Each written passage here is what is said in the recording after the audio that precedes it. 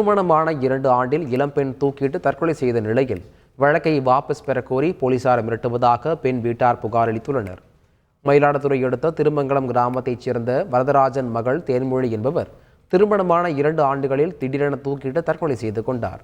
இது தொடர்பாக பெண்ணின் கணவர், மாமனார், மாமியார் ஆகியோர் மீது பெண் வீட்டார் புகார் அளித்த நிலையில் சீர்வரிசையாக கொடுத்த பொருட்களை திருப்பி தருமாறு கேட்டுள்ளனர். இது குறித்து விசாரணை நடத்திய பாலையூர் போலீசார் புகாரை வாபஸ் வாங்கினால்தான் பொருட்களை மீட்டு தருவோம் என மிரட்டுவதாக மயிலாடுதுறை மாவட்ட காவல் கண்காணிப்பாளரிடம் புகார் அளித்த சம்பவம் பரபரப்பை ஏற்படுத்தியுள்ளது. பணி நீக்கம் செய்யப்பட்ட நகராட்சி ஆய்வாளர் தூக்கிட்டு தற்கொலை செய்து கொண்ட சம்பவம் குறித்து போலீசார் விசாரணை நடத்தி வருகின்றனர். கோவை மாவட்டம் மேட்டுப்பாளையத்தைச் சேர்ந்த அறிவுடை நம்பி நீலகிரி மாவட்டம் நெல்லியால நகராட்சி அலுவலகத்தில் நகரமைப்பு ஆய்வாளராக பணிபுரிந்து வந்தார். இவர் மீதுள்ள பல்வேறு முறைகேடுகள், குற்றச்சாட்டுகள் காரணமாக பணி நீக்கம் செய்யப்பட்டு இருக்கிறார். இதனால் கடும் மன உளைச்சலில் இருந்த அறிவுடை நம்பி மனைவி மற்றும் மகன் வெளியில் சென்றிருந்த வேளையில் படுக்கை அறையில் தூக்கிட்டு தற்கொலை செய்து கொண்டார்.